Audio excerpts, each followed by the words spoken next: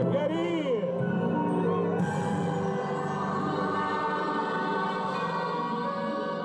Первыми праздничные огни засияли на площади Дружбы в этом году. 20-метровое искусственное дерево украсили шарами и почти 1500 гирлянд и огоньков разных форм и размеров.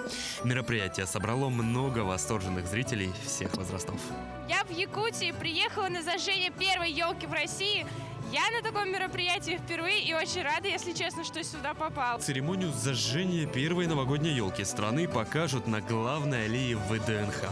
Там же якутский Чесхан передаст символ холода Деду Морозу из Великого Устюга. Ну и главное нововведение этого года – зажжение городской елки продолжилось праздничным шествием автоколонны. Она проехала от площади Орджоникидзе до площади Дружбы. Каждую машину украсили гирляндой и прочими новогодними атрибутами специально для создания праздничного настроения у горожан и гостей столицы.